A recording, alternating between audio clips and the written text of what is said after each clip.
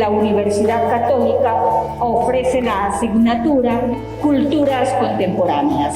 Entonces, Mónica, quiero invitarte a que nos deje unas palabras antes de darle el micrófono directamente a nuestros invitados de hoy.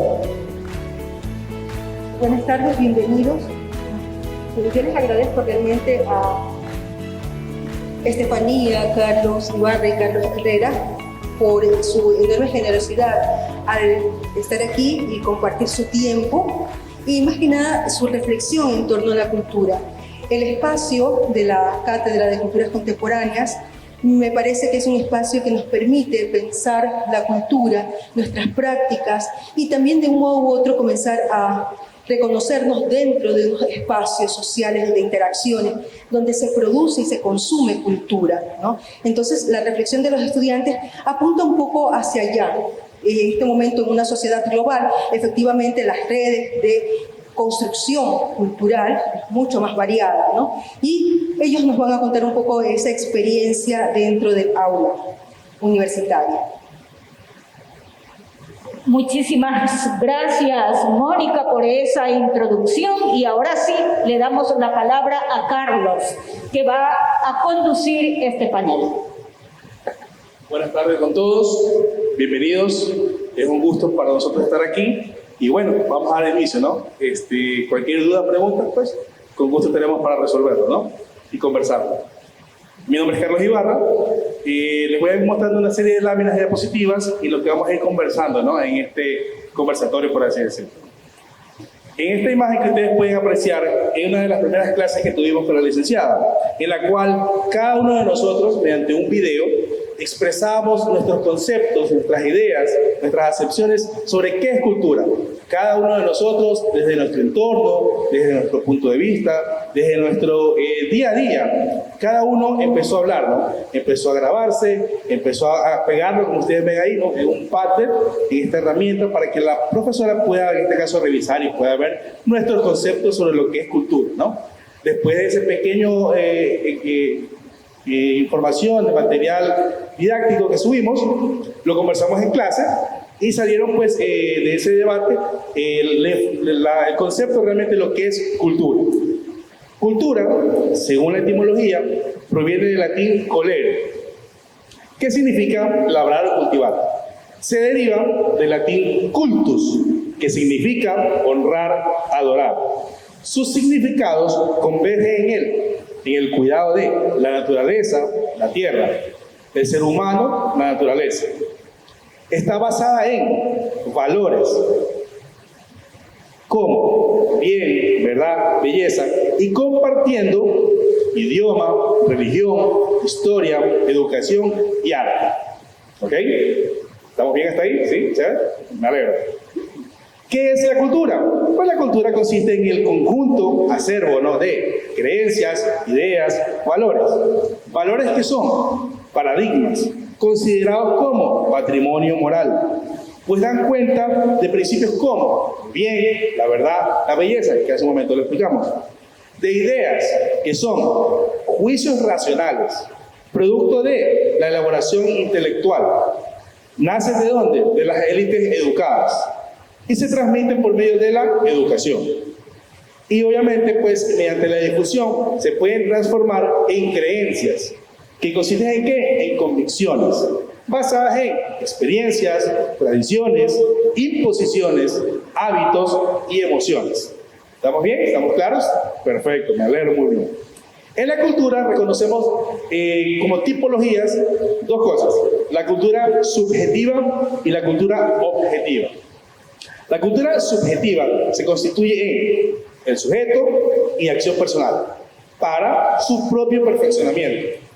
La cultura objetiva se basa en objetos con los que el ser humano produce obras. ¿Obras como? Las artes, los deportes, la ciencia, la tecnología. ¿A través de qué? La educación y la asimilación. Ahora le voy a dar el paso a mi compañera Estefanía. Muchas gracias. Soy Estefanía Bisuete. Vamos a abordar a la cultura desde un aspecto comparándolo y asociándolo con el arte, ¿no? ¿En qué medida la cultura y el arte están justamente asociados? A partir de este planteamiento surgió una incógnita que propuso la profesora Mónica en clase, y es de qué modo la muestra observada da cuenta de una cultura de élite y de una popular. Es decir, de qué manera cada una de las piezas que aquí se exhiben pues nos da este sentido de cultura. En primer lugar, estamos asumiendo precisamente que existe una cultura de élite y una cultura popular. Entonces, ¿de dónde proviene esta separación? ¿De qué forma el arte es igual a cultura? En primer lugar, hay que establecer qué es el arte como tal, puesto que el arte es una expresión de emociones, de conocimientos colectivos. Estamos hablando no solo de una pieza, es decir, no solo el conjunto de materiales físicos, es decir, el marco, la pintura, o demás material que lo pueda componer, sino también de la intención que nace y que está atrás del artista. Cada pieza tiene esta composición ideológica que es lo que nos permite interpretar. Y es ahí donde nace el verdadero valor del arte, porque el valor del arte no es solo quizás el precio que le podamos poner o el tiempo que una pieza pueda poseer, sino nuestra interpretación. Es cuando nosotros como audiencia le damos ese valor adicional, esa conexión autor y audiencia, que el arte adquiere ese sentido, ese poder ser, porque ha habido una transformación de conceptos en el que no solo vemos a la cultura, como mencionó nuestro compañero, porque por mucho tiempo se consideraba la cultura como ese sentido de tener conocimientos, de ser alguien muy docto, muy lleno de conocimiento. Y la cultura no es solo conocimiento, sino también es la composición de todo aquello que nos comprende como seres humanos que nos desarrollamos en nuestra sociedad, tradiciones, costumbres, la música, etc. Entonces, viene ahí esta transformación de conceptos, ¿no? De cómo es que en ese proceso de creación de cultura y del arte pasó de ser la cultura y el arte a algo de solo unos cuantos, de esta cultura de élite y ya no solo de la cultura popular. Entonces, esta transformación de conceptos nace en primer lugar de la transformación de justamente el término cultura. De acuerdo con su concepto original, esta es una cita de Zygmunt Bauman, del artículo La cultura en la era del consumo. De acuerdo con su concepto original, la cultura no debía ser una preservación del status quo, sino un agente de cambio, más precisamente un instrumento de navegación para guiar la evolución social hacia una condición humana universal.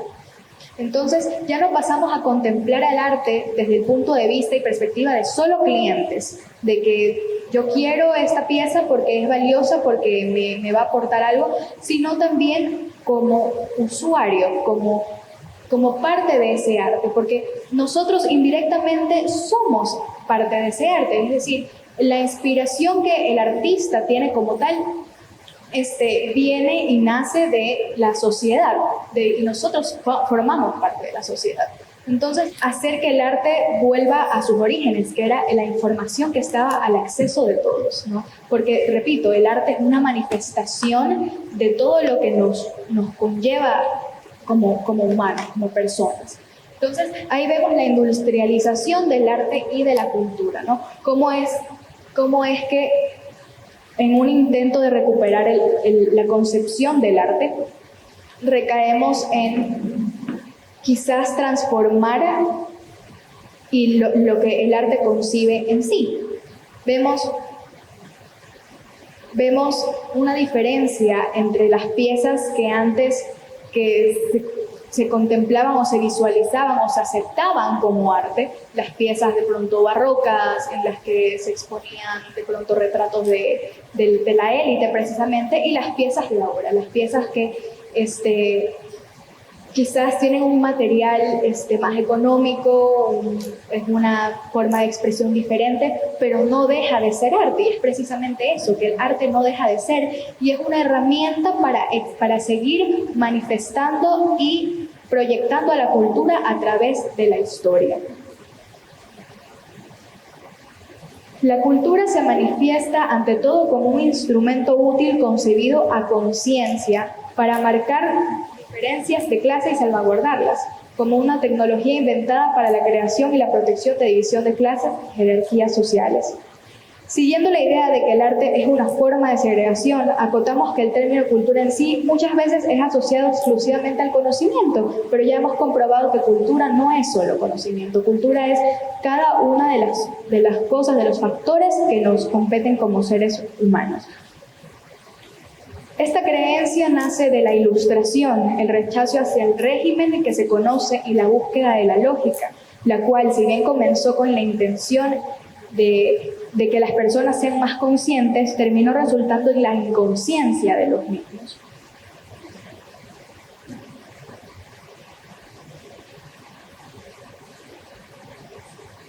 Tenemos como primera obra Analizar Guayaquil, paisaje social del siglo XX, de la autora Chantal Fontaine. Dentro de la obra podemos apreciar 3 fotos diferentes, de las cuales destacamos la parte popular justamente de la ciudad de Guayaquil. En las imágenes vemos un vendedor ambulante, vemos también una persona manifestándose en la calle y una mujer en una camioneta. Ahora bien, la artista describe a Guayaquil como una amalgama cultural.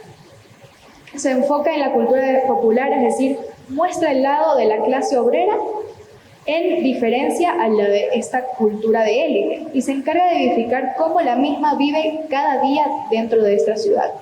Considero que un aspecto importante a mencionar es la utilización del blanco y negro, ¿no? De cómo no solo en una percepción, sino en una forma más palpable, más física, hacemos inconscientemente esta separación de élite, de cultura popular y cultura elitista, utilizando esto como herramienta para hacer esta ilustración. El inconsciente colectivo. En esta imagen apreciamos un cambio, una forma literal de manifestar lo que es el inconsciente colectivo. Vemos a las personas sin rostro, es decir, sin identidad, y por ende podemos asumir que también de cultura, puesto que esta es la que nos representa y lo que nos viene a formar como personas, enfrente de unos precisamente colectivos.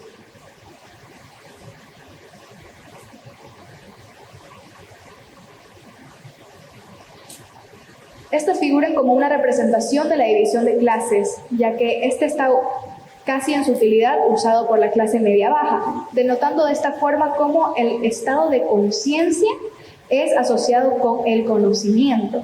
Es decir, la ignorancia es falta de conciencia, y falta de conciencia es también falta de cultura. Denotando de esta forma que, por lo tanto, también el conocimiento es una manifestación de la cultura, ya que se combina con los comportamientos y el desarrollo social de nosotras las personas. Personas que en un estado de inconsciencia se encuentran sin rumbo, sin sentido, que solo siguen a las masas en busca de crecer y quizás un futuro. Los Reyes del Manglar, por Felipe Jacob. En este ejemplo, en cambio, vemos a la cultura como para ciertas personas es tan natural, es parte de su día a día, el no solo trabajar, sino asociarse con este tipo de árboles, que sin el debido cuidado podrían llegar a ser peligrosos, pueden lastimarse las manos o sufrir alguna caída. Sin embargo, es esta cultura, es este hecho de que están claramente asociados a su origen, a su entorno, que en la segunda imagen vemos el pie sumergido en el manglar representando a un tronco, es decir, es esta conexión que tenemos como personas con lo que nos rodea, y eso es justamente cultura.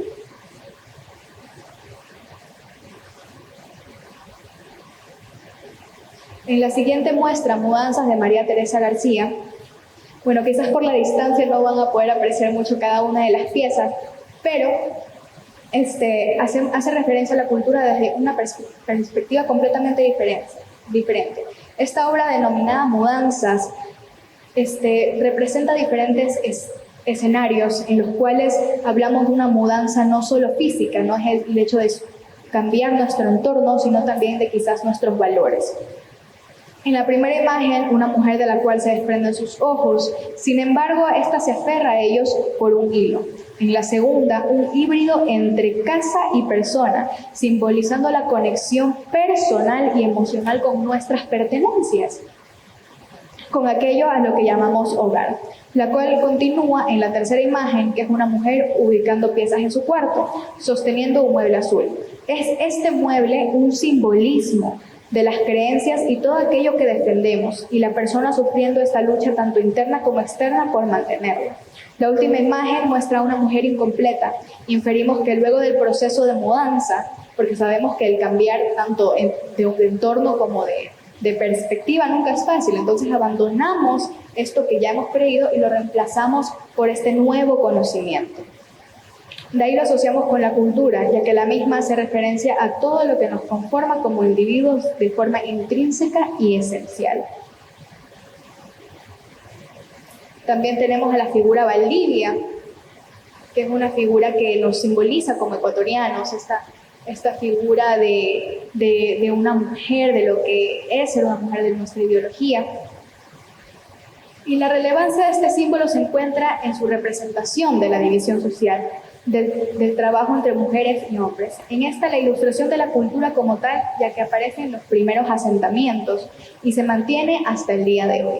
La Valdivia es un ícono femenino y nos demuestra el uso del espacio entre lo doméstico y lo ritual. Con su presencia en diferentes contextos, se hallan diferentes áreas productivas, ya sea como fabricación de herramientas, alimentos o como ofrenda ceremonial. Vemos cómo ha pasado también a ser víctima de la industria cultural, porque ya no solo observamos a la Valdivia como este símbolo de mujer, de pureza, de sexualidad, sino que intentamos que tenga esta conexión con los jóvenes, con lo que es ahora los que están formando esta nueva cultura, y la apreciamos en símbolos un poco más modernos y forma parte también en un sentido de querer llamar la atención de los jóvenes, pues de diferentes estrategias de marketing en la cual se utiliza, por ejemplo, los memes o las redes sociales. Entonces vemos esta transformación de la industrialización de la cultura y por lo tanto también del arte, para hacer de que la cultura, si bien es algo que nos conforma, no es una sola cultura, y de ahí viene la multiculturalidad, la pluriculturalidad, la interculturalidad, todo eso que muchas veces, como existe el concepto de macro y micro relato, ¿no? Muchas veces tenemos este macro relato de que existe una sola verdad, un solo concepto, una sola idea, y ignoramos todas estas pequeñas verdades que nos conforman y que podemos transformarnos y que pueden ser parte de nuestro ser. Excelente, Estefanía. Muchísimas gracias. ¿Preguntas, dudas, comentarios? Por supuesto. ¿El micrófono lo tienen ahí?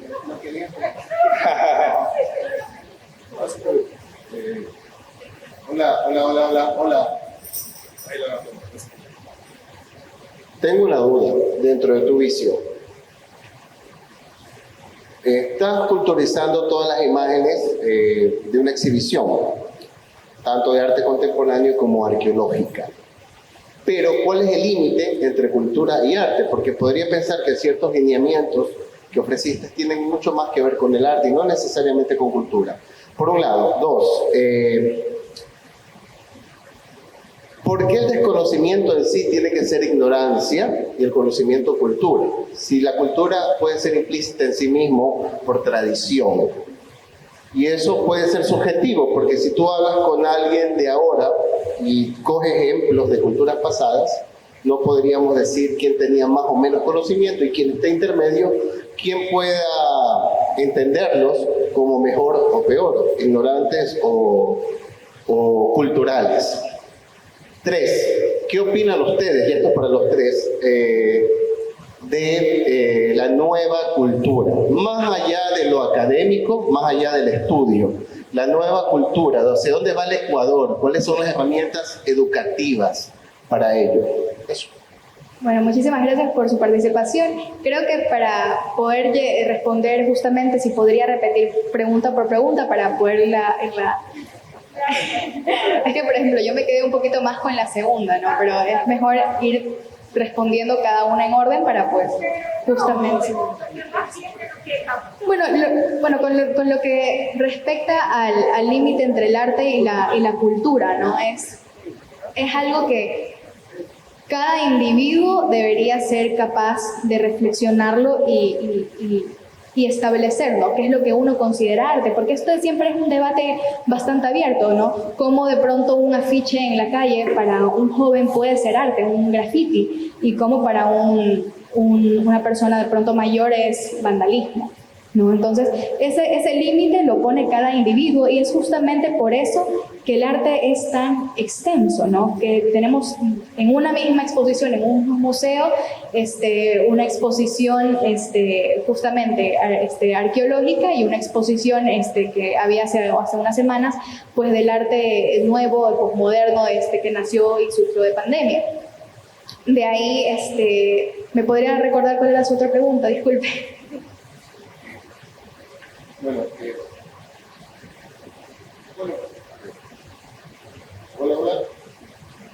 Bueno, por el tema de Chantal Fontaine,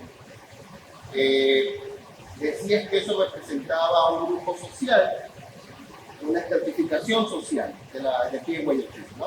Clase media para abajo, pueden ser oficios populares. Pero yo creo que también esa exhibición puede hablar, por eso te decía, cuando era tu límite de la visión para todas las obras que presentaste, porque pueden representar un tiempo, una época en metodologías de labor, que ya de por sí son culturales, pero van más allá de los clasismos, o una visión clasista, que eso puede servir para una tesis, pero no necesariamente para una reflexión acerca de cultura. Yo creo que está totalmente explícita la obra de Chantal. La otra, la que me interesa también es donde la opinión de ustedes tres, la cultura. Si hablamos de cultura, generalmente siempre nos quedamos con la visión académica, los conceptos académicos y los títulos. Pero Ecuador es muy complejo, Guayaquil es muy complejo. ¿Cuál es su visión acerca de la educación, como preprofesionales o profesionales, acerca de cómo tenemos o cómo debe ser la cultura posmodernista aquí en el Ecuador? Les pongo un ejemplo. Me he dado cuenta, después de tantos años de trabajar en el área educativa en este museo, de que la visión, la misión o la proyección en arqueología, en temas arqueológicos, académica y científica, ya tiene su límite, tiene que seguir. Pero la visión y el futuro de la arqueología y la antropología están en la educación no formal, porque tenemos deuda por eso, en la educación no formal. Tenemos una larga tradición de estudios erróneos acerca de las antiguas culturas, pero nadie habla de eso. Seguimos buscando academia, pero está estancado eso ahí. Entonces, ¿qué opinan acerca de eso? Pero ya no solo temas arqueológicos, en general, la cultura posmodernista para esta ciudad. ¿Hacia dónde va? ¿Cuál es su opinión? Claro, justamente hablaba el día de ayer con la licenciada Mónica en clases, ¿no? De cómo materias como estas muchas veces la catalogan como materias de relleno, cuando en realidad son parte de lo que nos compone como personas, ¿no? De un cambio más que crítico, también esencial, es el que tenemos los estudiantes desde el momento en que empezamos a valorar justamente términos como cultura, como posmodernismo, que somos de una forma más consciente esto de los macro y micro relatos, ¿no? De cómo inconscientemente tenemos estas ideas ya preconcebidas y nos vamos formando todos los días, ¿no? Entonces, la cultura no es una sola. La cultura puede cambiar, puede variar, y depende también de la interpretación de cada uno. Y son eventos como estos los que nos permiten justamente valorar cada uno esa parte de la cultura que queremos realzar o queremos compartir con el resto de personas, ¿no? Entonces, lo ideal para nosotros como estudiantes es seguir fomentando este tipo de movimientos, no quedarnos con el, ok, este es un símbolo ecuatoriano, míralo, ay, sí, bonito, y hacer el trabajo para tener el 10, sino también buscar la forma en que podamos conectar con esas piezas. Como usted decía, de pronto mi interpretación de Chantal Fontaine es eso, es una interpretación. Y más que la interpretación que yo tenga o que usted tenga, es el hecho de poder hacer este conversatorio, esta interacción. Eso es también cultura. Es lo que les decía, que el valor del arte, más allá del material, del precio que se le ponga, es cuando tiene esta conexión autor-audiencia, cuando trasciende, cuando podemos hablar ya de algo cultural y no solo de una pieza como tal. Gracias. Bueno, ante la pregunta, ¿no? Muy importante, muy acertada también, y justamente estamos para eso, para conversar. No somos dueños de la verdad, y justamente pues la cultura se da también a través de esas interpretaciones o esas miradas, puntos de vista. Hay un artículo de Zygmunt Bauman donde él habla sobre la modernidad sólida y la modernidad líquida. Entonces él, al principio cuando yo estaba leyendo, sí se me complicó un poco, ¿no? Entender realmente, ¿no? Sin embargo, lo puedo poner en estas sencillas palabras. Como modernidad sólida, antes se valoraba mucho al profesional o a la persona que estaba trabajando 10, 15, 20, 30 años en una empresa y se jubilaba con todos los honores, ¿verdad? Y era bien visto en la sociedad. Eso sería modernidad sólida. Como modernidad líquida, es lo que pasa ahora.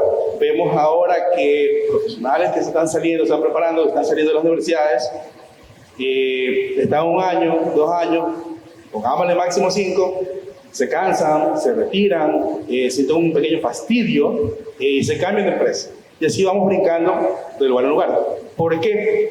Porque lo que para nosotros quizás era el concepto netamente de cultura, ¿no? Y nuestro entorno, nuestra educación también como ha sido durante estos 10, 15, 20, 30, 40, 50 años, ha ido en una vida.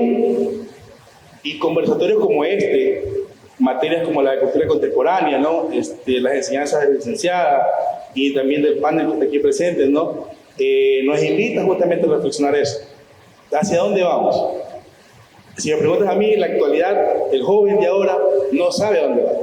Está en una línea donde no sabe si elegir hacia la izquierda o hacia la derecha. O de pronto tiene que dar 2 pasos hacia atrás. ¿Verdad? ¿Por qué? Porque el consumo de la cultura ahora es instantáneo. Lo que en este momento estamos haciendo, quizás lo vemos en un Reel, en un Instagram, en un TikTok, a los 5 segundos ya dejó de ser. Ya no está en boga, ya no está en el colectivo. Entonces, en ese momento, esa persona queda sin bases, queda sin argumentos y ya no sabe lo que es la cultura para esta persona, ¿no? Entonces, no sé si de pronto por ahí voy sacando tu pregunta.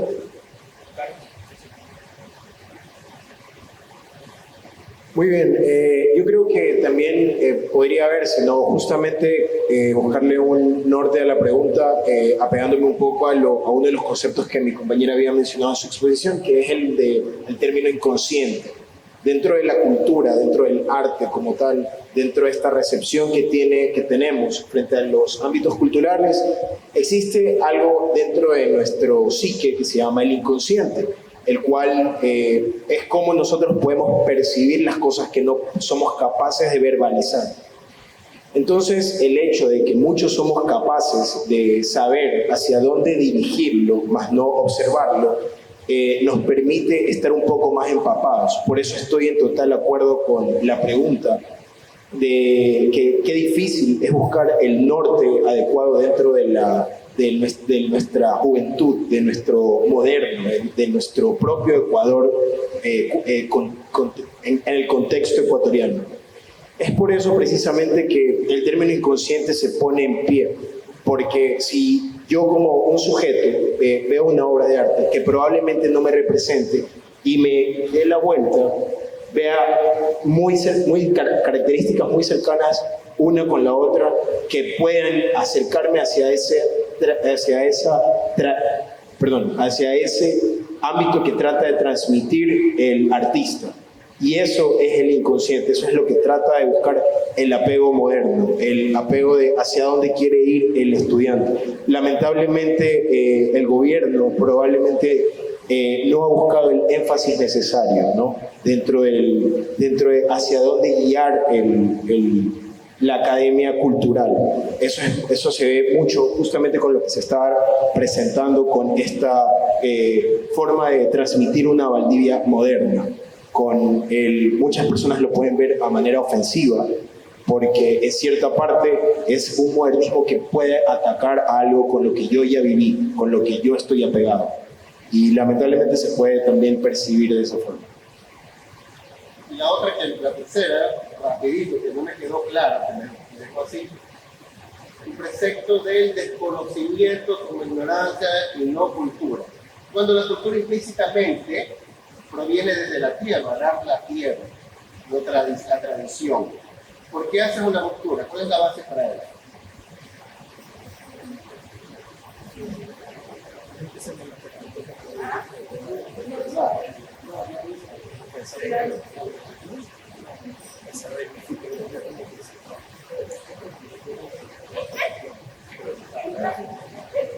Yo no sé si me puede responderte. No sé si me puede responder. A ver, sí. De pronto, para que estemos claros, nada más. Lo que la compañera estaba diciendo, o su interpretación, ¿no?, de lo que estaba la muestra pictórica ahí en la foto, es sobre que había un bus, no sé si lo pudiste notar, de color amarillo. La obra de Joaquín Serrano. Ok, un bus de color amarillo, bien bonito, bien estructurado, bien, etcétera, ¿no? Entonces, y había un bus al lado, donde había un bus que estaba de pronto medio destartalado, medio despintado, medio rústico, ¿no? Y si pudieron percatar, aunque quizás no nos ayudaba mucho, en la parte de atrás habían personas sin rostro.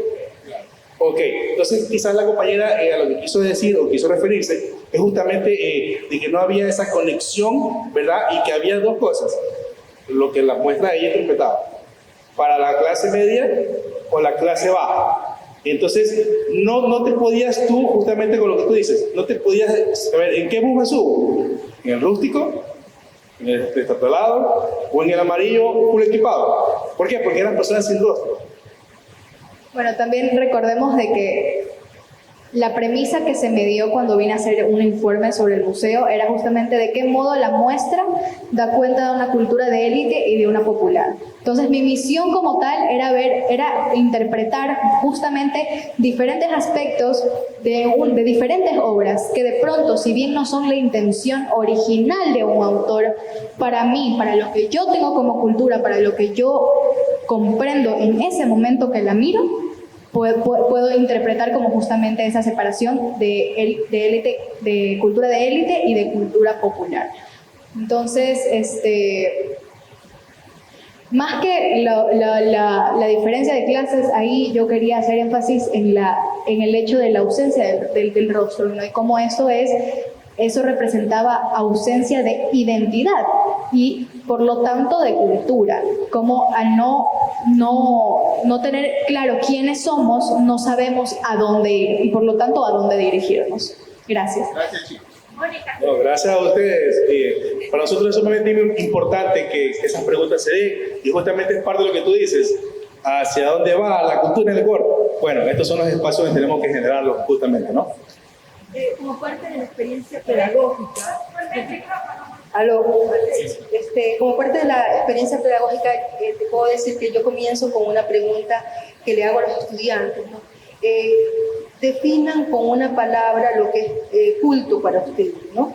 Entonces, en esta experiencia, los estudiantes generan sus creencias en torno a lo que es culto, su primera impresión sobre lo que es cultura, y generalmente asocian la palabra culto a conocimiento, a instrucción, a civilización. Entonces vamos comenzando a hacer una deconstrucción de lo que significa la civilización, de lo que significa el ser culto, instruido, ¿no? Y luego vamos en esta progresión, como señalaba Estefanía, de revisar cómo ha ido cambiando y transfigurándose también el concepto de cultura, ¿no? Y que hay un momento en el cual, y justo estábamos en ese momento cuando les pedí que vinieran a visitar, entonces quería ver también cómo ¿cómo era la percepción de ellos con respecto a lo que consideran como una cultura de élite y una cultura popular, ¿no? Y habían revisado también material en torno a aquello. Y era esa experiencia, por eso es que un poco iba la pregunta allí y también la reflexión de ellos en torno a aquello, ¿no? Pero sí me parece importante que cuando nos enfrentamos a los jóvenes con este tipo de preguntas, vamos viendo cómo el sistema educativo, la cultura, los medios de comunicación han introyectado una visión de lo que es la cultura para ellos y que, insisto, está asociada al conocimiento, ¿no? Y no a otros tipos de construcciones de saberes o aquello que tú ignoramos, definitivamente, que ignoramos también. Cabe destacar y les propongo algo rapidito, ¿no? Ya que estamos aquí en el museo. Esa obra que está ahí, esto les va a parecer interesante. Formo parte del equipo educativo del museo. Ahí está mi compañera Marta y Edward.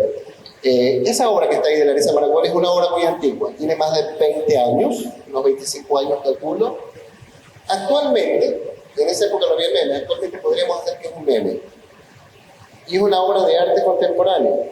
Hablado con el autor, le digo, tu obra en la actualidad es un meme.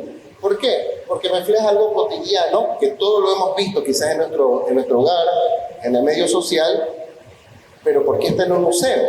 Finalmente también es una contrapropuesta acerca de la estructura del conocimiento, por ejemplo, la construcción de la arquitectura griega, ¿no? Y ahí viene esa construcción social y permanente y personal, ¿no? De lo que reflexionamos, es un choque, pero eso es un meme.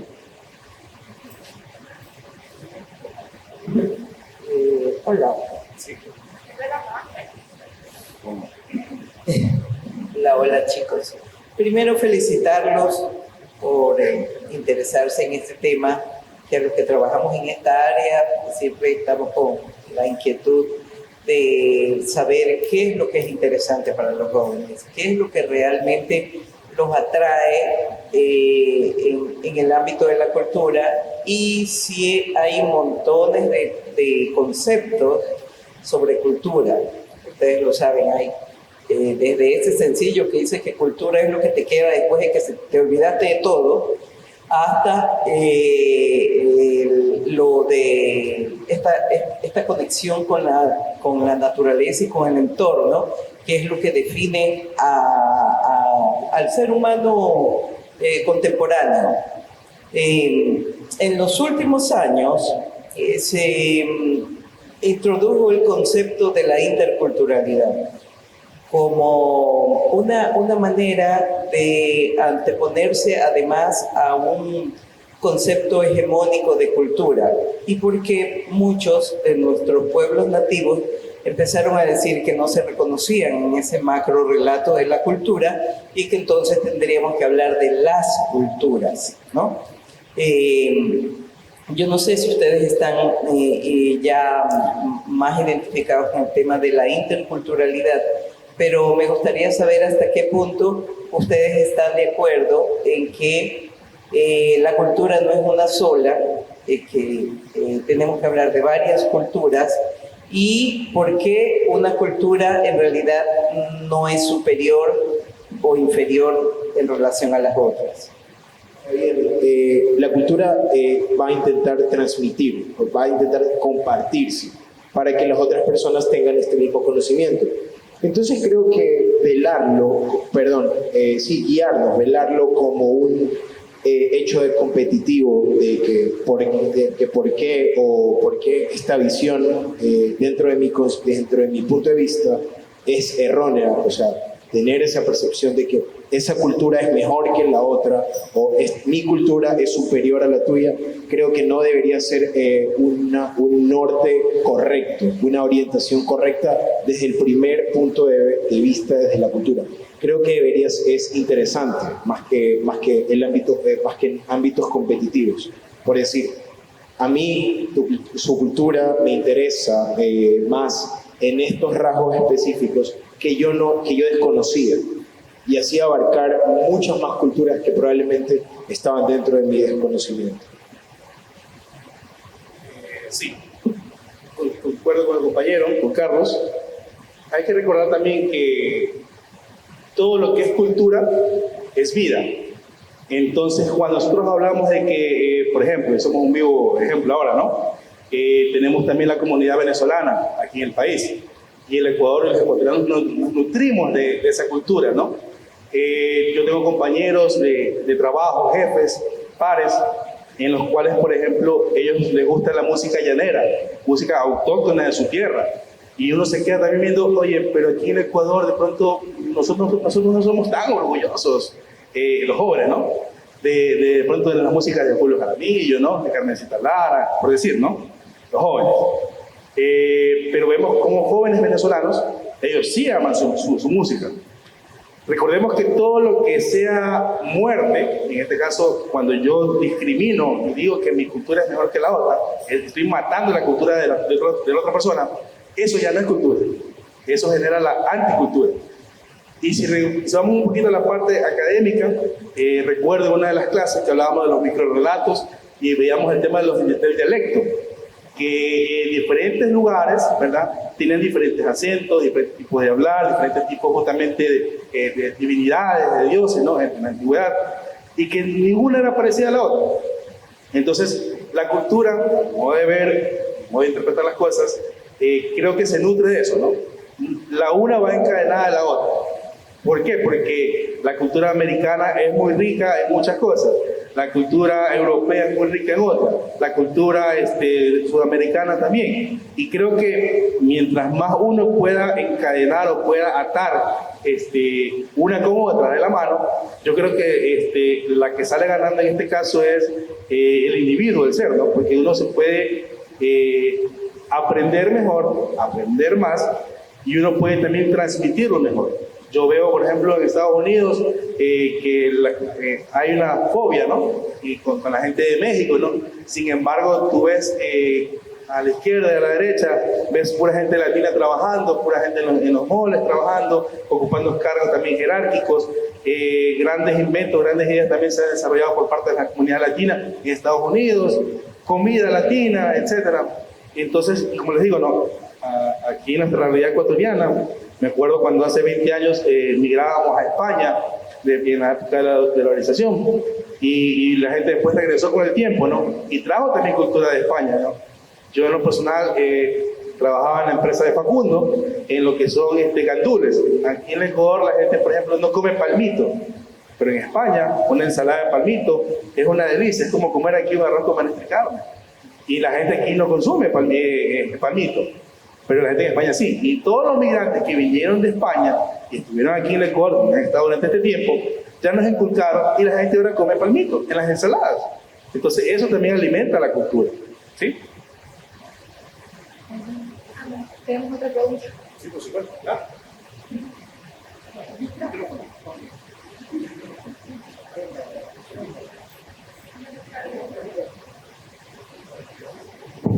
Hola, hola. ¿Qué tal, chicos? Buenas tardes. La pregunta más es para la maestra, para la profesora de los estudiantes. Yo quería saber, me imagino que el grupo debe ser de unos 30, 40 estudiantes. ¿Cuál fue el criterio de valoración para que ellos estuvieran aquí? O sea, me imagino que usted evaluó todos los trabajos. ¿Cuál fue el criterio para que los 3 trabajos de ellos estén aquí exponiéndose?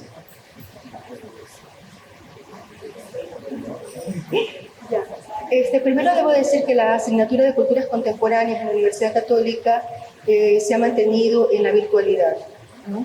Y eso hace más complejo el poder establecer ese vínculo con los estudiantes y pensar en que la cultura se la debe vivir, porque me parece que la cultura hay que vivirla, hay que sentirla, ¿no? Hay que respirarla y transpirarla, ¿no? Y eso es difícil a través de una pantalla, ¿no? En este sentido, lo que he tratado de trabajar con los estudiantes es que ellos puedan salir por su cuenta y tener contacto con la cultura, ¿no? Enviarles unas preguntas, que ellos reflexionen, que se interroguen, que se pregunten por sí mismos, ¿no? Por lo que ven, por lo que perciben. Uno de los últimos ejercicios que estuvieron desarrollando, y aquí también está Daniela, con la que se iba a cerrar la presentación, era un ejercicio de la mirada en torno a la literatura, y uno de los escritores que aquí está clarito y sabe que a mí me fascina es Jorge Velasco Mackenzie, ¿no? A quien yo creería que todavía le sigo brindando el tributo, ¿no? Y a través de mi trabajo, debo decir que yo soy profesora de literatura, realmente, ¿no? Y por fin busqué el pretexto para poder introducir un cuento de Jorge Velasco Mackenzie, y que lo consumiera, porque también la cultura es consumo, ¿no? Entonces lo pudieran consumir los estudiantes, pero en ese consumo también producir un nuevo sentido, una nueva mirada. Y yo me encontré maravillada de revisar las respuestas de los estudiantes en clases, porque me daba cuenta que ellos miraban otras cosas. Y el ejercicio era mirar, y mirar a partir de lo que José Saramago llamó la mirada oblicua, ¿no? Entonces, mirar desde los procesos de construcción de las formas colonizadoras y neocolonizadoras, mirar al sujeto excluido, ¿no? Entonces, en ese sentido, ellos me maravillaron con algunas de sus respuestas, no solo los 3 que tengo aquí, sino otros tantos que no pudieron venir. Entre esas Daniela, pero yo te podría mencionar a Camila Egas, por ejemplo, que no está presente, a María Mercedes, que tampoco está acá, ¿no? Y sí, somos un grupo hermoso. Incluso Hamilton, que me falta tanto en clases y que yo lo he detectado, ¿no? Me encantaría que estuviera aquí, ¿no? Porque le coloca ese tono de humor desde una perspectiva distinta para decirnos, estamos aquí construyendo y mirando el mundo. Y no queremos estar en este mundo solo observando ni contemplándolo, sino que queremos pisarlo, queremos movernos con ese mundo, queremos decir lo que sentimos y por eso están aquí. Y los dejo hablar, porque ellos están hablando con sus propias voces.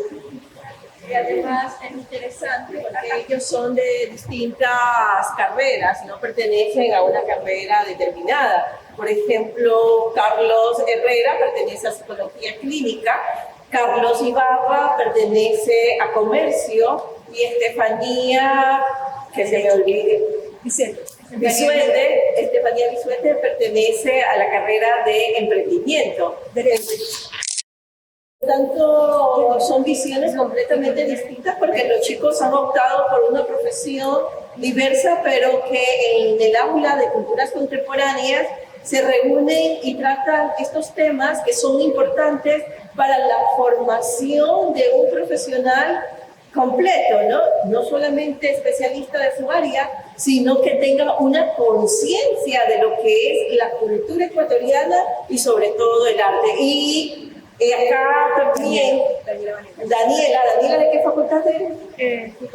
De la Facultad de Filosofía, estudio la carrera de Psicología Organizacional. Y ella es de Psicología Organizacional. Entonces, observen sus miradas hacia dónde va, pero la asignatura de Culturas Contemporáneas permite que esa mirada también sea transversal a los movimientos del arte, de la cultura en general, como algo macro que les permite tener una conciencia de lo que es ser un ciudadano comprometido. Como decía Saramago, también voy a citar, un ciudadano con conciencia crítica.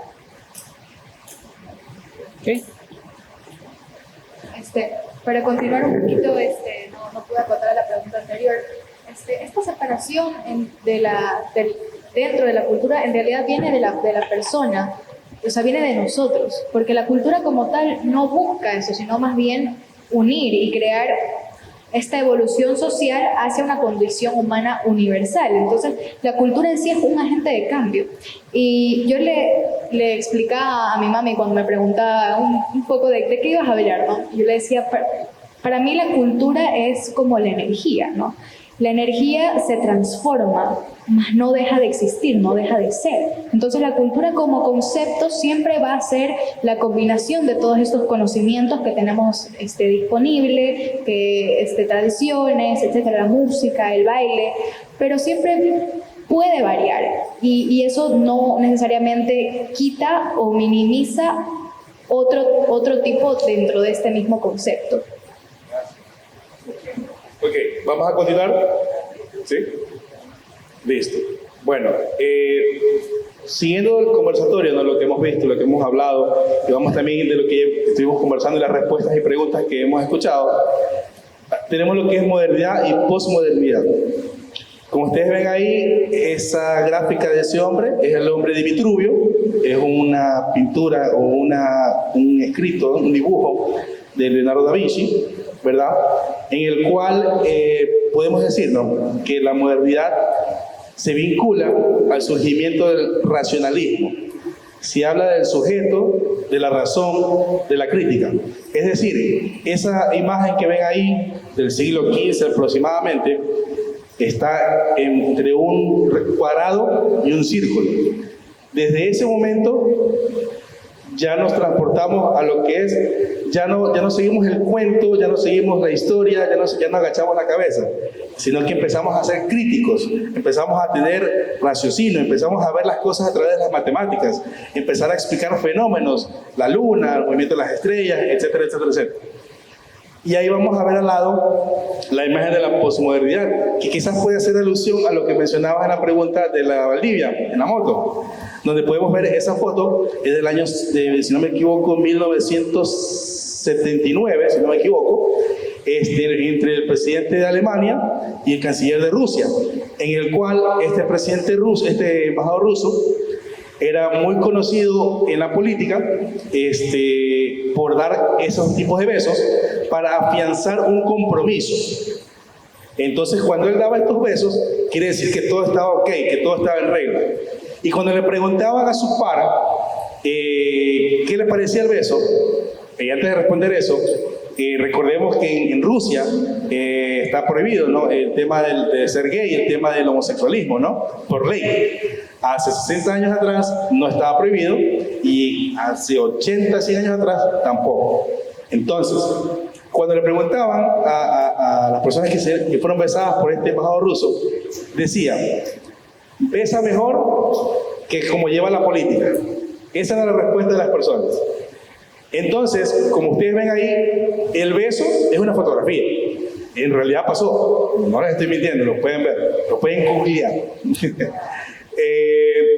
Luego, con el tiempo, viene el artista y lo dibuja en el muro de Berlín. Obviamente ya en la década de los 90, cuando ya cayó. Cuando estaba el muro instalado, era imposible que lo pinte. Y se le pide, en este caso al artista, que por favor lo pinte con materiales que duren más. Y efectivamente lo hace. Actualmente es un sitio, como usted dijo, para memes, para fotos, está lleno de grafitis, ya ni siquiera está en el mismo lugar en el que estaba. Está ahora obviamente en otro lugar donde la gente tiene acceso, se toma fotos, se filma, se graba, etc. ¿Por qué? Porque va dentro de la parte, ¿no? Como posmodernidad, justamente hablábamos de los metarrelatos, que en este caso Lyotard hablaba de 4. Lo que era el cristianismo, que en este caso se nos caía el cuento, por así decirlo, de que había un Mesías, que estaba Jesús, que era el Salvador de la humanidad, ¿ok? Del pensamiento marxismo, este cuento en el cual se habla sobre la razón, el trabajo, etc. El iluminismo, el sobre que, ¿sabes qué? Estamos aquí, la idea es la que comanda, esa es la que existe. Los filósofos antiguos son los que tienen la razón, no necesariamente. Y el capitalismo, en el cual el capital económico está por encima del capital humano, ¿no?, etc. Esta posmodernidad nos habla sobre la transformación de los valores sociales y políticos. Habla también de la presencia individualista del ser como tal. Y obviamente de la desencantada experiencia del mundo. ¿Por qué? Porque la modernidad, que no quiere decir que es en estos momentos, sino modernidad en ese tiempo, se hablaba justamente de eso, ¿no? Simplemente el sol y la luna eran nuestros dioses, nos rige Zeus, nos rige Hércules y así sucesivamente. Pero no existía una crítica. Cuando llega la modernidad se establece esa serie de conceptos, preceptos y reglas. Con la posmodernidad pues se rompe. Lo que hablábamos hace un momento, la modernidad sólida, con la gráfica que podemos tener ahí, vemos que una vida cotidiana, el poder, el conocimiento, los bienes, la educación, es lo que siempre hemos aprendido, o al menos lo que pasamos de 40 para arriba, está en nuestra ADN. Pero también tenemos ahora la modernidad líquida, que es lo que hablábamos hace un momento, la sociedad consumista, donde lo inmediato, ¿verdad?, es lo que predomina. Lo que hoy, la moda, la tecnología, el celular de moda, la tablet, el último meme, el último TikTok, es lo que predomina. Se acaba esos 5 segundos o 15 minutos de fama y viene otra. Y no sabemos para dónde cogemos, para dónde vamos. Yo creo que les puede quedar un poco más claro, quizás, con el siguiente video, que sería el consumo de la cultura. ¿Es tan emocionante hacer algo cultural contigo? Marguerite, ¿qué está haciendo en un museo si ni siquiera sabe dibujar? ¡Oh, no! ¡Me está borrando! ¡Apártese, amigo! ¡Hemos de instalar una instalación! Es un Claes Oldenburg, un europeo que desafió las convenciones sociales y abrazó la cultura popular americana. Debe medir 30 metros o más. Ese es un Joseph Turner. Cuando todos se dedicaban a pintar retratos, él se dedicó a pintar canales venecianos. ¡Qué bonito! El suelo de las calles es de agua. Puedes ir al trabajo en Morsa. Y Picasso, que comenzó como pintor figurativo, después se pasó al cubismo. En su época final solo pintaba cartas de protesta en los periódicos. Es un periodo de energúmeno furioso. ¡Oh! Sopa de guisantes con jamón. ¿Te ha venido alguna idea? No, estos tíos son genios. A mí no se me ocurriría algo como una sopa o un lápiz. Oh. Voy a descansar un rato.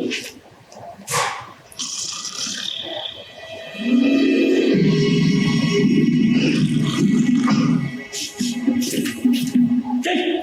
¿Cómo?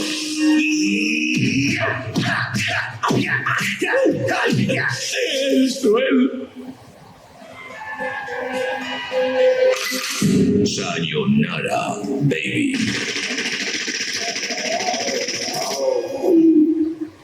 Oh.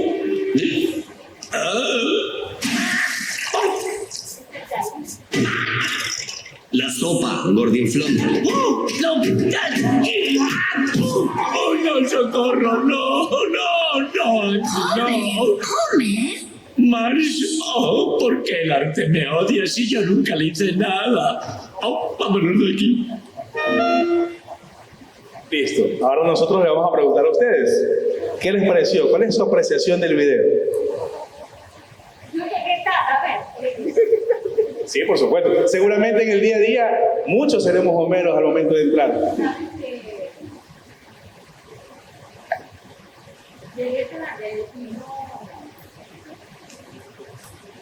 Ahí sí, decía que llegué tarde porque me fui, justo llegué con los libros recién, pero vi algo mínimo y me encantó lo que vi, porque vi a Dalí, vi a Warhol, vi que hay una interacción con el arte, entonces lo hace de una manera tan natural, tan cotidiana, entonces es la mezcla de los Simpsons en su vida cotidiana con todos estos referentes artísticos.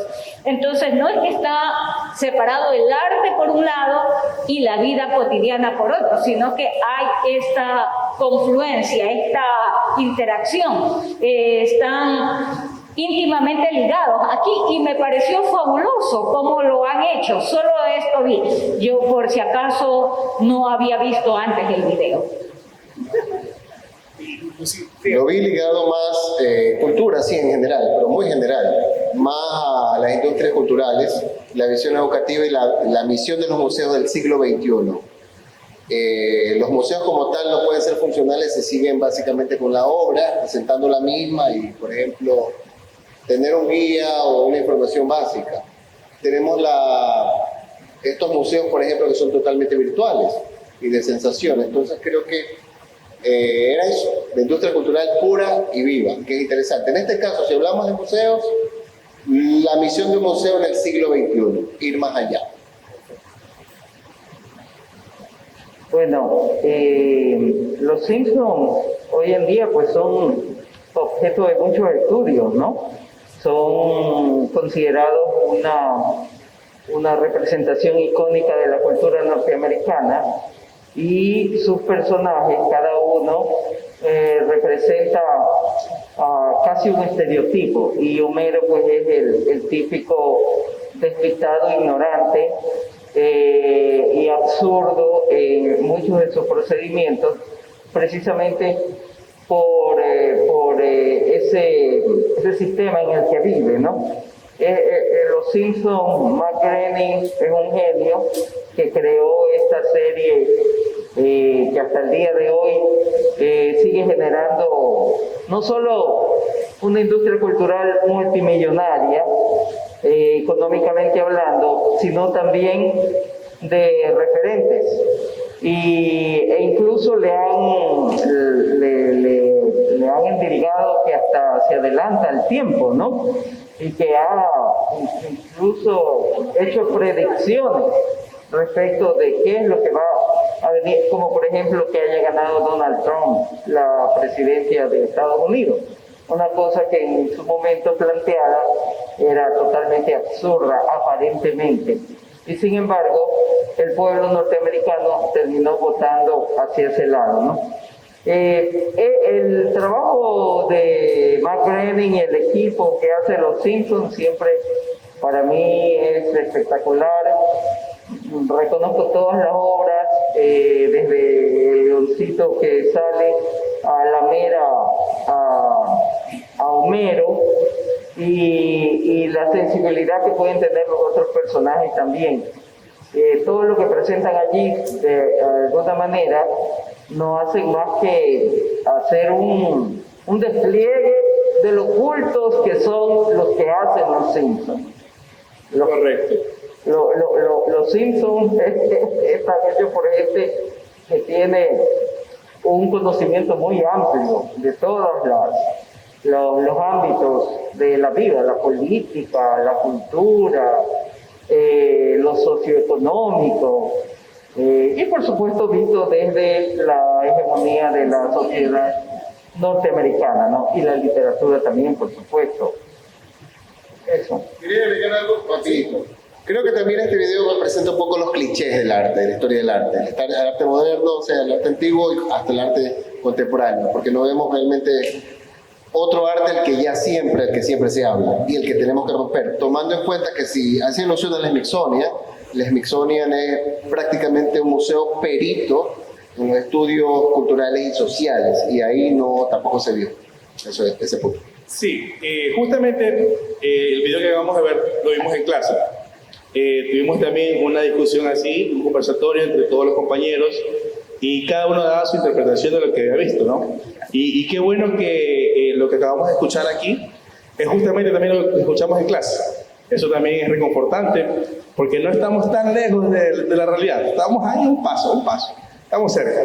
Y sí, justamente como para aportar nada más lo que habíamos visto ahí, vimos obras como por ejemplo La Bohème de Henri Rousseau, la obra de Tres músicos de Pablo Picasso, El hombre de Vitruvio, ya les mencionamos, de Leonardo da Vinci, La persistencia de la memoria de Salvador Dalí, y el arte de Andy Warhol con el tema de las famosas latas de sopa, las Campbell.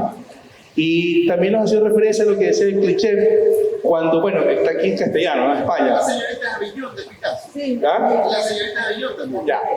Y hablaba cuando los tres músicos empiezan a disparar a Homero, aquí dice ensayunar, castellano, pero si lo tuviéramos en español de Latinoamérica, dice hasta la vista baby, referencia a la frase de Terminator, Arnold Schwarzenegger, donde todo el mundo empieza a conectar. Y justamente lo que ustedes dicen es la conexión, la cultura, las artes, ¿no? Con el tema del típico ciudadano promedio, que de pronto en este caso, como todos saben, si son amantes de los Simpsons de la serie, Marge es la persona que estudió en la universidad artes plásticas, filosofía, literatura, cultura, y en este caso ella es la que empieza a introducir a Homero en el museo, ¿no? Claro, hay esta antítesis entre los personajes, ¿no? Como Marge es tan culta, tiene el conocimiento no solo de cada uno de los artistas, sino también de lo que compete cada obra, y como Homero dice la frase, no entiendo por qué el arte me ataca si yo no le he hecho nada, y era su sueño, era un ataque imaginario, pero es cómo él se siente al estar en ese tipo de lugares, porque hay esta preconcepción de que el arte es solo para quien lo ha estudiado toda la vida, y si bien es un aporte, es algo que de ayuda, el saber qué técnicas y lo que sea, no es exclusivo, también está disponible para el que lo quiera interpretar, para el que lo quiera consumir. Ahora bien, también destacando del video, pues vimos también el consumo, en este caso de la cultura. Hay dos tipos de consumo, omnivorismo cultural y el univorismo cultural. Cuando yo empecé a leer el documento, realmente se me hizo un poquito complicado. El que se hace río, porque siempre le digo lo mismo, pero es chévere. ¿Por qué? Porque a veces uno simplemente puede estar en clase, oír y se acabó y continúo con mi vida y no pasa nada. Pero nos deja sembrar esa semilla y nos lleva a buscarnos y nos invita a ver de qué manera puedo aterrizar el concepto a mi realidad, quizás, o a mi entorno. Entonces, el omnivorismo cultural es aquel que todo el mundo consume. Hoy puedo estar sentado en mi casa, en mi sofá, ver televisión, ver un programa de arte, más luego veo un partido de fútbol y por la tarde me vengo aquí al MAC, a este conversatorio. Eso es un omnivorismo cultural. Y un univorismo cultural es lo que conversábamos hace un momento, ¿no? Donde las élites o la clase de la alta sociedad pues iban a un museo y decían, me gusta esta pintura, me gusta esta escultura, la quiero comprar, la quiero tener en mi salón, en mi estudio. Y solamente un círculo muy cerrado eran los que realmente consumían esta situación. Por eso cuando hablábamos del modernismo y el postmodernismo, ahí se rompieron esas situaciones y se derivaron estos tipos de consumo de la cultura, ¿no? Vamos a ver ahora un pequeño video. Seguramente todos lo han escuchado, lo han visto, y si no, les invito a que lo puedan ver. Está con subtítulos también, porque está en inglés, de la canción Another Brick in the Wall, de Pink Floyd, del año de 1979. Estamos en 2022 y sigue siendo tema de estudio. Es importantísimo lo que vamos a ver, ¿no? Conversar. Les quiero contar que este video lo vimos en clase, de igual manera, con la licenciada, y empezamos a revisar y hacer un debate, y luego lo llevamos a nuestros trabajos prácticos para ser calificados, y muchos coincidimos en lo que hace un momento expresé, y otros que quizás lo vivimos. Yo soy del 83, entonces por ahí verlo ahora con otra mirada pues es interesante. El macrorrelato que se cuestiona en este video es la del discurso marxista. ¿Por qué? Porque hablaba sobre el pensamiento, sobre la realización de la razón, ya que la mayoría de los sistemas educativos, como les mencionaba al inicio, se crearon en los siglos XVII, XVIII, XIX y fueron marcados por la revolución industrial, tanto en Europa como en Estados Unidos. En este video se plantea al individuo y no a una masificación de pensamientos o ideas. La canción muestra el cuestionamiento sobre el concepto del sistema, donde se supone que es el pilar del desarrollo humano. Con esta introducción, le quiero dar paso a mi compañero Carlos para que les hable un poco más sobre el video y podamos ir conversando.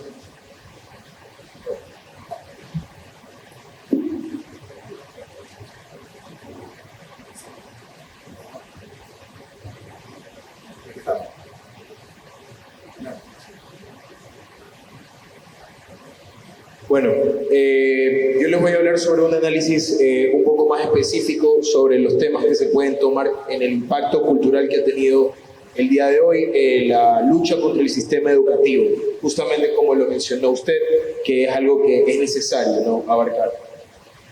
Bueno, partiendo un poco con lo que trata de mencionar el autor de esta canción, muy pocas veces en la historia del mundo se ha visto o se ha intentado explorar un poco los sentimientos y emociones humanas tan fuertemente, de una manera tan fuerte como lo ha hecho Pink Floyd. En sí, los sentimientos que a principio nos trata de transmitir esta obra son el del trauma infantil, la ira, la desesperación y la sensación de soledad. ¿Sí? Estas son las experiencias y emociones con las que Pink Floyd, el protagonista de la historia, empieza a construir el muro. Pieza a pieza las paredes se agrandan, aislando cada vez más a los jóvenes estudiantes, dueños en consideración, como deberían ser, del mundo. Una vez iniciado el proceso de construcción de la barrera académica, cualquier experiencia negativa sería un ladrillo que se iría construyendo uno a uno para formar de una manera más fuerte y no vulnerable, impenetrable de este mundo. Sería el compositor Roger Waters, miembro fundador del famoso grupo musical británico Pink Floyd, el que se basa con sus experiencias emocionales para empezar a comentarnos un poco de lo que él vive y transmitirlo de una manera que sea más recibida, más fuerte. Él habla sobre Another Brick in the Wall, cuya traducción sería otro ladrillo en el muro. Esta obra toma esencia en el desapego educativo, el cual busca cerrar, amoldar a las personas. Es el mismo título que lo sugiere. Cualquier tragedia o injusticia o abuso solo puede ser un ladrillo más dentro de este muro existente.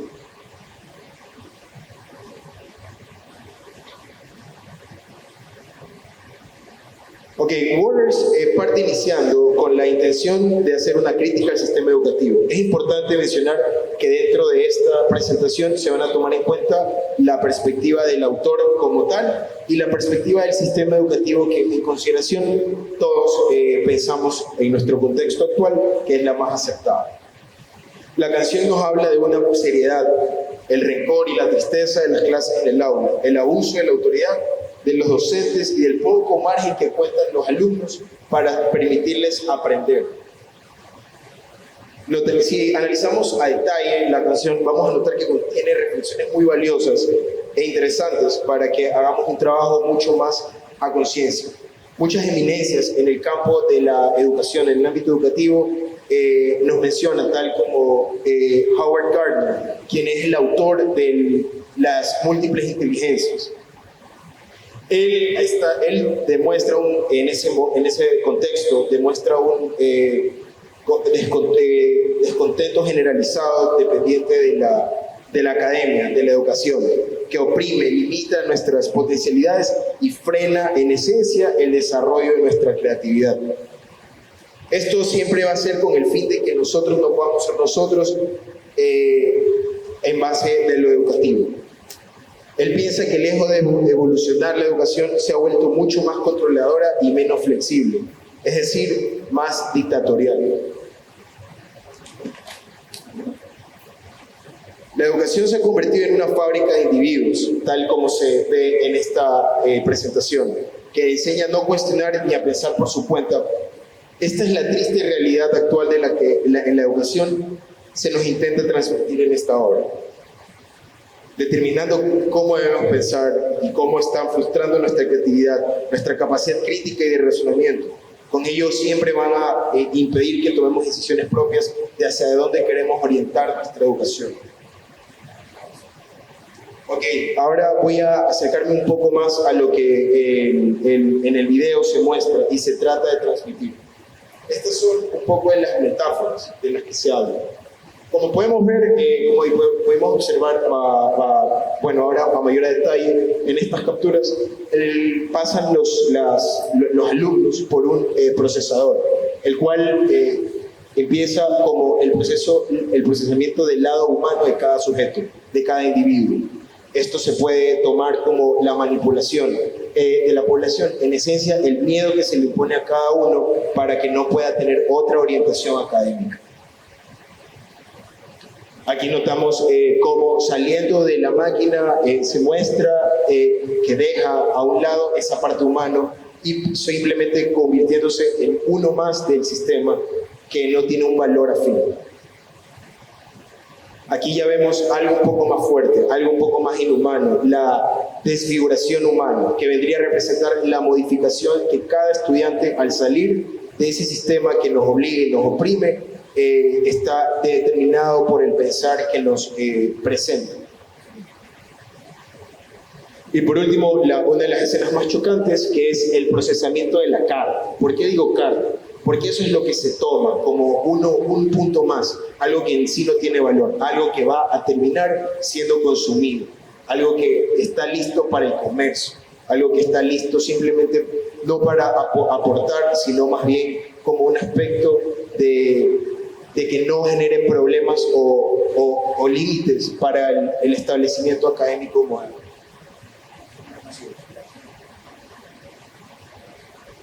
No necesitamos la nueva educación.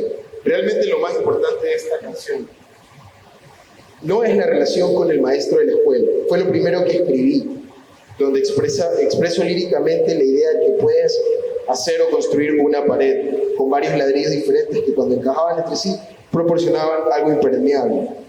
Así que este era solo uno de ellos. Esto es lo que nos menciona el autor de la canción, tratando de desligarnos un poco tratando de enfatizar lo que es la nueva educación, la falta de comprensión acerca de lo que necesitamos para desarrollarnos como individuos, el tener en sí mismo en cuenta nuestra individualidad, nuestras potencialidades y nuestras necesidades. La educación en masa sistematizada no es capaz de respetar ni valorar al individuo, ya que es tratado como un número más.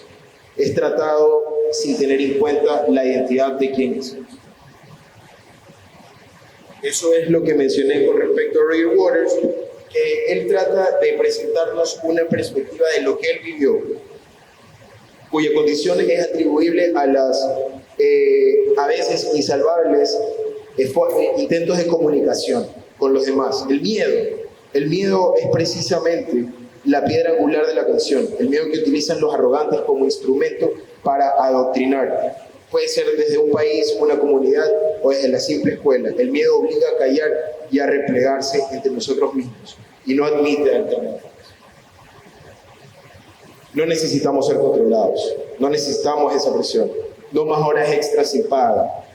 Jefes, dennos un trato justo. Hey, jefes, dennos un trato humano. Al final, solo eres otro engranaje en la máquina. Las aulas son campos de adoctrinamiento, los sabios se callan, no se puede ofender la ignorancia. Se busca excelencia académica, pero se aplasta el talento y la diferencia. Nadie educa a nadie, nadie se educa a sí mismo. No hay necesidad de un control mental, como tampoco trabajar sin jefes.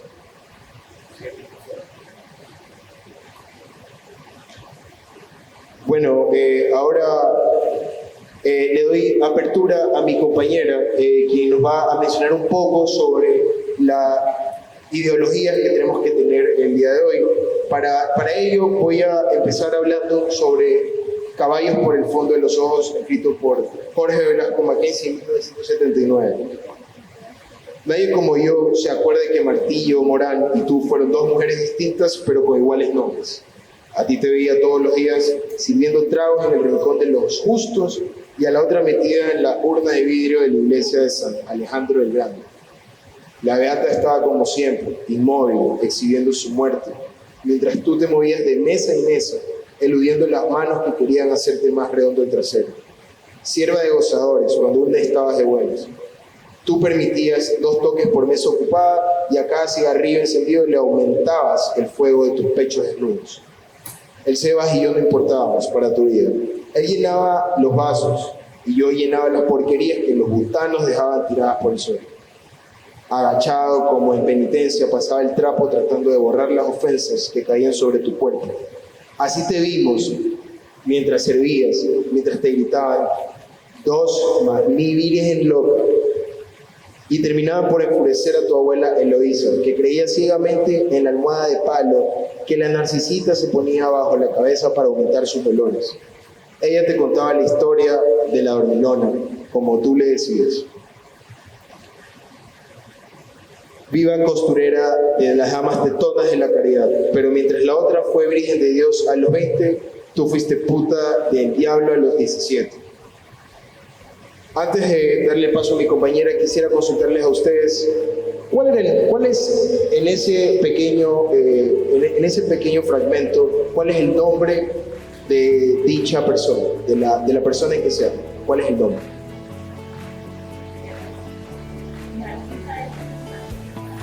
Precisamente. Claro. Trampa, yo te pensé la novela. Sí, precisamente. Qué bonito.